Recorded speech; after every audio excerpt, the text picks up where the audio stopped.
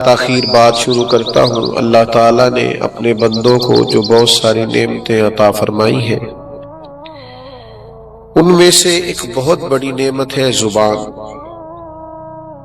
آپ کبھی بے زبان جانور کو دیکھیں، اسے جتنی مرضی بھی تکلیف ہو، جتنا مرضی بھی درد ہو،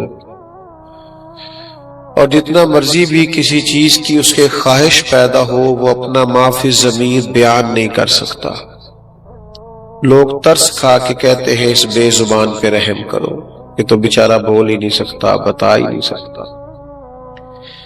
زبان اللہ کی بہت بڑی نعمت ہے، لیکن یاد رکھیے گا جب نعمت کا صحیح استعمال کیا جائے، صحیح جگہ پہ اسے استعمال کیا جائے تو وہ شکر ہوتا ہے، اور جب اسی کا استعمال غلط کیا جائے تو ناشکری ہوتی ہے۔ زبان کا بھی درست استعمال کرنا یہ اس نعمت کا شکر ہے، لیکن اپنی زبان کا غلط استعمال کرنا، اس سے جھوٹ بولنا، بددیانتی کے لیے زبان کو استعمال کرنا، غیبت کرنا، بہتان ترازی کرنا، یا لغو باتیں کرنا، بیکار باتیں کرنا، یہ اس نعمت کی ناشکری ہے۔ اور ایک پہلو یہ بھی ہے کہ جو لوگ درست بات بھی کریں لیکن بہت ہی زیادہ کریں، ہر وقت ہی بولتے رہیں، ہر وقت ہی بات کرتے رہیں، ان کے لیے بھی ہمارے بزرگوں نے ادب یہ لکھا ہے کہ خیر الکلام ما قل و دل، بہترین بات وہ ہوتی ہے جو مدلل ہو، جامع ہو اور مختصر ہو۔ آپ بہت زیادہ باتیں کریں گے، بہت زیادہ گفتگو کریں گے تو وقار ختم ہوگا، آپ کی بات کی قدر نہیں رہے گی، لوگ کہیں گے کہ اس کی تو طبیعت ہے، ہر وقت بولتا ہے۔ تو اپنی گفتگو کو ایک تو ہمیشہ خوبصورت بات کی جائے۔ قرآن مجید فرماتا ہے وَقُولُوا لِلنَّاسِ حُسْنًا، لوگوں سے جب بات کہو تو اچھی بات کہو، خوبصورت بات کرو۔ جب لوگوں سے بات کرو تو ایک تو بات اچھی کرے، کوئی بیہودہ، کوئی لغو، کوئی بیکار بات کبھی نہ کرے، اور ایسی گفتگو جو آپ کی شخصیت سے میچ نہ کرتی ہو، یعنی اتنا معزز آدمی ہو کہ خدا نہ خواستہ اگر گالی دے اور بیہودہ اور عبث اور لغو بات کرے تو لگے گا کہ یار اس شخص نے اپنے آپ کو پہچانا نہیں۔ اچھی بات کرے، ہمیشہ معقول بات کرے، اپنے گھر کی چار دیواری کے اندر بھی، اپنی اولاد کے سامنے اپنے لہجے کو غیر محتاط کبھی نہ کرے۔ ایک بزرگ میرے پاس آیا کرتے تھے تو مجھے کہنے لگے بڑا شور کرتا ہوں گھر میں اور بڑا احتجاج کرتا ہوں، اس کے باوجود بھی میری کوئی بات نہیں سنتا۔ تو میں نے کہا کہ ایک سادے آدمی کا سادہ نسخہ آپ استعمال کریں، ہو سکتا ہے آپ کی پریشانی کا کوئی حل نکلے۔ تو کہنے لگے وہ کیسے؟ میں نے کہا آج آپ نے گھر جانا ہے تو کوئی شور نہیں کرنا، صرف السلام علیکم کہہ کے اپنے کمرے میں چلے جانا ہے۔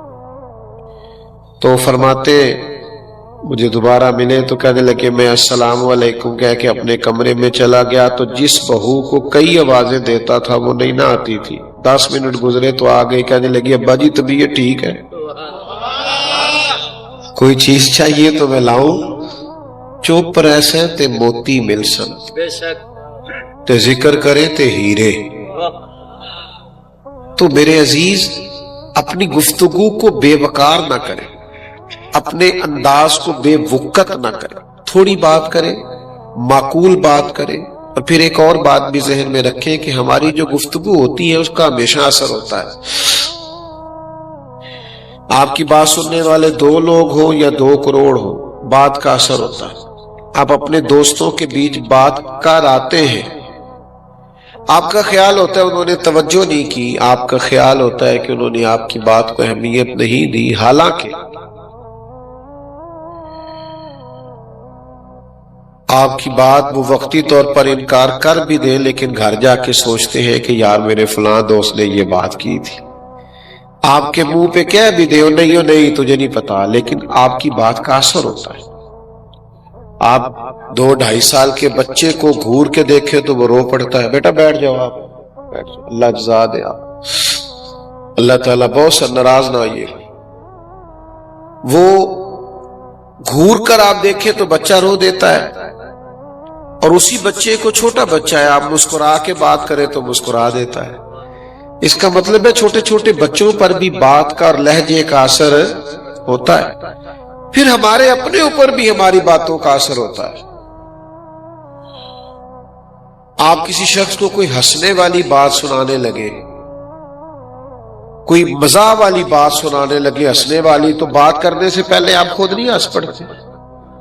کچھ لوگوں سے بات ہی نہیں ہوتی، وہ اتنا ہنستے ہیں، لوٹ پوٹ ہوتے جاتے ہیں، ہنستے چلے جاتے ہیں، محو ہوتے چلے جاتے ہیں اپنی مسکراہٹ میں، اور ابھی بات سنائی نہیں.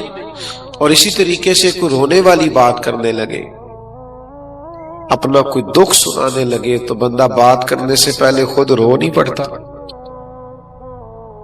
ابھی بات بیان نہیں کی لیکن آنسوؤں کی جھڑی لگ گئی.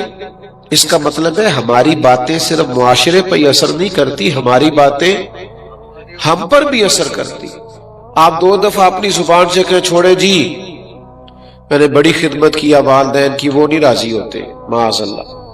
آپ 2 دفعہ یہ کہیں، آپ کا دل سخت ہونے لگے گا ماں باپ کے بارے میں. لیکن اگر آپ یہ کہیں کہ یار نہیں، ماں باپ ہی ہوتے، ان کا اکرام کرنا، ان سے پیار کرنا، یہ بڑا ضروری اور بڑا اہم مسئلہ ہے. تو بھائی میرے یاد رکھیے گا اور سمجھ لیجئے گا کہ ایک تو زبان اللہ کی نعمت ہے، اس کی قدر کریں، اسے غلط جگہ پہ استعمال نہ کریں. اور دوسرا یہ کہ یہ مت سمجھے کہ آپ کی بہت زیادہ باتوں سے آپ کی قدر بڑھے گی. آپ کی گفتگو جتنی محتاط ہو، جتنی جامع ہو، جتنی مدلل ہو، اس قدر زیادہ اس کے اثرات بہتر ہوں گے. اور تیسری بات میں نے یہ عرض کی کہ ہماری باتوں کا معاشرے پر بھی اثر ہوتا ہے، لوگوں پر بھی اثر ہوتا ہے. اور چوتھی بات یہ کہ ہماری باتوں کا ہم پر بھی، اللہ آپ کو جزا دے، آپ تو یاد رکھنے لگے ہیں باتیں ماشاءاللہ. باتیں کمزور نہیں. آج کل نا ہمارے ہاں ہمارے مذہبی سٹیجوں پر بھی جو لوگ بات کرتے کمزور بات کرتے، بعض لب و لہجے شستہ نہیں، اچھا نہیں لگتا. یار دینی سٹیج پر آپ کا یہ انداز نہیں ہونا چاہیے. جچا تلا، آپ آواز اونچی نہ کریں، دلیل مضبوط کریں. آپ کی دلیل تگڑی ہونی چاہیے، اس میں آواز ہلکی بھی ہو گئی تو گزارا چل جائے گا. دلیل سے مضبوط ہو. آپ وہ ہمارے نقیبے محفل ہوتے ہیں نا تو بھاگ کے ادھر چلے جاتے ہیں، پھر بھاگ کے ادھر آ جاتے ہیں. بھی آپ کیا کرنے لگے؟ کہتے ہیں میں جملہ دینے لگا. تو بھئی جملہ دینا ہے، بم چلانا ہے کوئی؟ آپ کہتے ہیں آرام سے جو بات کرنی ہے. اس میں آپ تقدس کا خیال کریں، اسٹیج کی پاکیزگی کا خیال کریں. تو گفتگو تو کرنی ہے تو اچھی بات کریں، حوصلہ افزائی کی بات کریں. خیر، اور آپ کو بتاؤں نبی پاک علیہ السلام نے فرمایا 2 بھائیوں کی صلح کرانے کے لیے تمہیں خلاف واقعہ بھی بات کرنی پڑے نا. یعنی بظاہر لگے کہ جھوٹ ہے لیکن بول دو 2 دوستوں کی صلح کرا دو، 2 بھائیوں کی صلح کرا دو. لیکن یہاں لوگوں کو دور کرنے کے لیے تو جھوٹ بولتے ہیں، قریب کرنے کے لیے خلاف واقعہ بات نہیں کرتی. میرے عزیز یاد رکھیے گا اور اس کو سمجھیے گا، زندگی بھر اپنا یہ ذہن بنائیں اور اس ذہن پر کاربند رہے کہ ہم نے کوشش کرنی ہے کہ کبھی بھی اپنی زبان کا غلط استعمال نہ کیا جائے. اب آگے بڑھیے. اگر صحیح استعمال کرنا ہے تو صحیح استعمال کیا ہے؟ سب سے بہترین استعمال تو یہ ہے کہ آپ لوگوں کو خیر کی بات بتائیں، اچھا مشورہ دیں. اور پھر اس سے بھی اگر خیر کی بات کرنا چاہیں تو پھر یہ ہے کہ ادھر ادھر کی بات ہی نہ کریں، زبان سے یا ذکر خدا کریں یا ذکر مصطفیٰ کریں صلی اللہ تعالی علیہ وسلم. اور اللہ تعالیٰ نے قرآن مجید کے اندر اس بات کی تاکید کی، فرمایا یا ایھا الذین آمنوا اذکروا اللہ ذکرا کثیرا. اے ایمان والو اپنے رب کا کثرت کے ساتھ ذکر کرو. کتنا کرو؟ وَسَبِّحُوهُ بُكْرَةً وَأَصِيلًا. فرمایا صبح و شام بس اسی کی پاکی بولو. چھوڑ دو دنیا داروں کی خوش آمدیں کرنی، افسروں کی خوش آمدیں کرنی، جھوٹی تعریفیں کرنی اور اپنا چھوٹا سا کام نکالنے کے لیے ادھر دیکھنا. چھوڑ دو تعریفیں کرنا، خوش آمدیں کرنا. اگر تم نے ذکر کرنا ہے تو اپنے رب کا کرو. کبھی کہو سبحان اللہ، اللہ پاک ہے. کبھی کہو الحمدللہ، سب تعریفیں اللہ کے لیے، پھر کہو اللہ اکبر، سب سے بڑا اللہ ہے، پھر کہو لا الہ الا اللہ، اس کے سوا کوئی عبادت کے لائق، یہ کرو نا یار، مزہ آئے گا۔ چھوڑ دو ادھر ادھر کی تعریفیں کرنی، جھوٹی خوش آمدیں کرنی، بلا وجہ کے قصیدے پڑھنے، رب رسول کی تعریف کرو اور خوب کرو۔ اور پھر جہاں تک بات ہے ذکر مصطفیٰ کی، جہاں تک بات ہے میلاد مصطفیٰ کی، تو رب کہتا ہے میں نے کسی کا محتاج چھوڑا ہی نہیں، وَرَفَعْنَا لَكَ ذِكْرَكَ، اے محبوب ہم نے آپ کے لیے آپ کے ذکر کو بلندی عطا فرما دی۔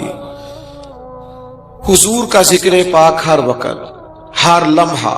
اور یہ ذکر کیوں آپ کو فائدہ دے گا؟ آپ کے گھر میں بچہ پیدا ہوا نا، تو اس کے کان میں اذان دینا سنت، اسے گٹی دینا سنت، اس کے بال 7ویں دن اتروانا یہ سنت، اس کا عقیقہ کرنا، تو یہ کس کی سنت ہے؟ ہلکا سا بولنا، اس کا مطلب ہے پیدا ہوتے ہی ذکر مصطفیٰ شروع ہو گیا، ہر وقت ذکر رسول شروع ہو گیا، ہر وقت حضور کا تذکرہ پاک، ہر مقام پر نبی پاک کا ذکر۔ یہ جو ہم نے مزاج بنا لیا نا، یہاں ذکر کرنا یہاں نہیں کرنا، یہ ہماری زیادتی ہے، ورنہ اس دنیا میں جہاں بھی ذکر ہے مدینے والے محبوب کا ہی ذکر ہے۔ کوئی بھی آپ کام کریں، وضو کرنے لگے تو اس میں پہلا فرض منہ دھونا ہے، لیکن ہاتھ دھونا سنت، کلی کرنا، ناک میں پانی ڈالنا، تو ہر جگہ تو حضور کی سنت کا پھریرا لہرا رہا۔ ہم نے زیادتی کی ہے۔ کول والے دن تو نعتیں پڑھ لیتے ہیں، اور مہندی والے دن ناراض ہو گئے ہو، کوردے پے ہو مینو۔ بھئی جس نبی کی یاد تمہیں کل والے دن، 10ویں والے دن، چیلم والے دن یاد آتی ہے، اس نبی کی یاد بیٹے کے ولیمے پہ کیوں نہیں آتی؟ تم ذکر رسول کرتے ہو صرف کسی کے فوت ہونے پر، خوشی کے وقت تمہیں حضور کی نعت کیوں نہیں یاد آتی؟ نکاح کسی غیر کا طریقہ ہے؟ حضور نے فرمایا نکاح من سنتی، نکاح تو میرا طریقہ ہے۔ حضور فرماتے ہیں نکاح میرا طریقہ ہے، نکاح تو نبی پاک کی سنت، اسے حضور کے مطابق کرنا چاہیے تھا۔ میں اکثر دوستوں سے کہا کرتا ہوں کسی کے دیندار ہونے کا پتہ ہی تب چلتا ہے جب اس کے گھر میں شادی ہوتی ہے۔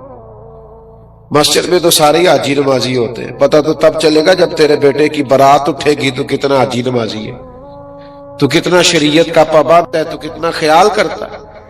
تو ہر جگہ حضور کا ذکر کرے، ہر مقام پر۔ اعلیٰ حضرت فرماتے کیوں ذکر کرے؟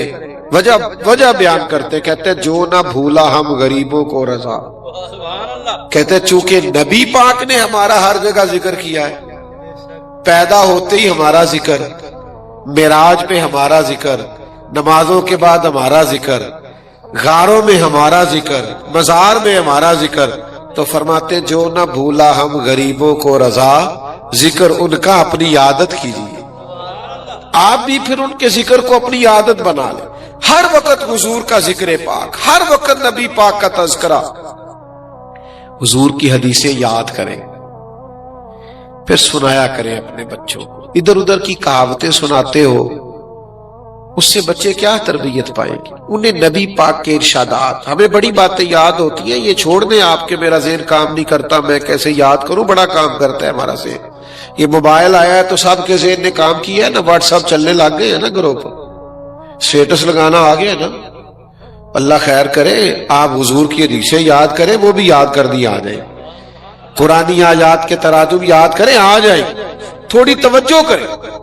آپ جب حضور کا ذکر پاک کریں گے، کائنات میں سب سے دانائی والی باتیں میرے نبی کی باتیں، وَيُعَلِّمُهُمُ الْكِتَابَ وَالْحِكْمَةَ، حضور کتاب بھی سکھاتے، حکمت بھی سکھاتے۔ جب آپ نبی پاک کی باتیں یاد کریں گے اور اپنے بچوں کو سکھائیں گے تو سوسائٹی میں امن پھیلے گا، پیار پھیلے گا، حیا پھیلے گی، وارفتگی پھیلے گی، شوق پیدا ہوگا، اور حضور کی دعا ملے گی۔ نبی کریم نے ہاتھ اٹھا کے دعا کی، اے اللہ اس کے چہرے کو تر و تازہ رکھنا جو میری حدیثیں یاد کرے اور آگے بیان کرے۔ تو دعا ملے گی نبی پاک کی، چہرہ چمکے گا۔ شرط یہ ہے کہ ذکر پاک کرے، حضور کی گفتگو کو کرے۔ اور صحابہ نا ہر وقت حضور کی نعت پڑھتے تھے۔ ہمارے کچھ لوگ کہتے ہیں میں پریشان بڑا ہوں، ذرا حالات ٹھیک ہو جائے پھر میں بھی حضور کا ذکر کروں گا۔ بڑی پریشانی تھی صحابہ کو بھی۔ 313 لوگ تھے صرف بدر میں، 1000 سے مقابلہ تھا، اور وہ لاؤ لشکر سمیت تھے۔ ان کے پاس نہ زیادہ تلواریں تھی، نہ زرہیں تھی، نہ اونٹ تھے، کچھ بھی نہیں۔